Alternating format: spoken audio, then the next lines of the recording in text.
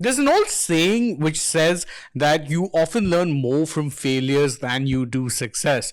And that's the case in the Indian women's cricket team, who ended up breaking a very, very long wait to lift their first ever ICC Women's World Cup. Well, they would have had an awful lot to draw from, because whilst a lot of people will celebrate this as being a time for, gender barriers being shattered and for girl power and all of those things, very, very valid. Yes, this is a big moment for women's sport, but it's also a big moment for a lot of the people who not only laid the path, but who were there at a time when perhaps the mainstream media attention wasn't quite on the sport, and who still had to endure the heartbreaks of near misses, because truth be told, that is what categorizes Indian women's cricket as a whole prior to 2025. It was a history of coming close, of being so near, of being yet so far, of trying so hard, but in the end, it not even mattering. That has been the reality up until 2025.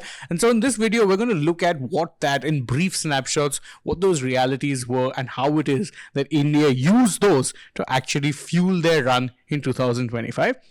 Let's start off with the first time really that India competed in the final, 2005, and they ended up losing by 98 runs to Australia in that final. It was, to put it politely, fairly one-sided, because Australia scored 215 for 4 in the first innings, and India unfortunately bundled out for just 117. Now, this was a side that was led by someone like Mithali Raj and obviously had a number of good players, but the good players weren't quite there at that level to be toppling a side as mighty as Australia. But 2017, and by the way, there was a 12-year long wait for India to next be in a summit clash of an ICC tournament, offered what many would argue was their best chance, but also their biggest heartbreak. Because 2017 is what many would consider the heartbreak for the ages. That was a final which, truth be told, many thought you had won, but you ended up losing by 9 runs to England in the final.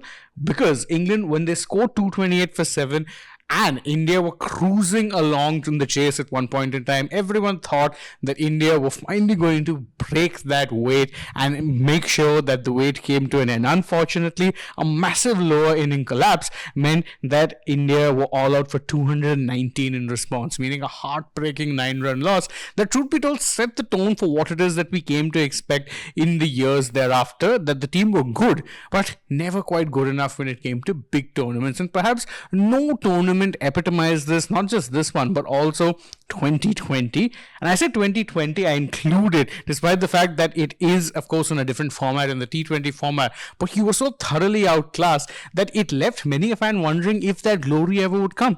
Just look at those numbers. An 85-run loss in the final of a tournament. That is unprecedented and just shows one-sided dominance. And that's exactly how it was. Australia scored 184 for 4 in the first innings.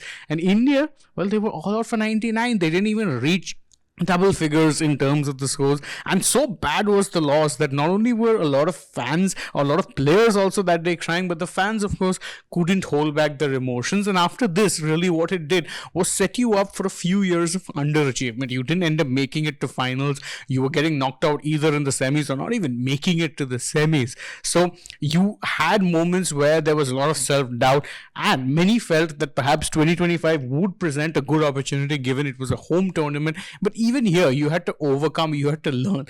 And that is the thing. You learn more from success, from failures, than you learn from success. But it is those failures that lay the groundwork for the success. And truth be told, one can argue that India wouldn't have been here. They wouldn't be champions of the world as of right now if they didn't have those near misses prior to this. What are your thoughts on the near misses and, of course, how it shaped India's journey to becoming world champions? Let us know that in the comments below. And don't forget to like this video, share it with your friends, subscribe to the channel, tap the bell, follow us on social media. We're on Instagram, X, and Facebook, and stay tuned for more such updates from the world of sport.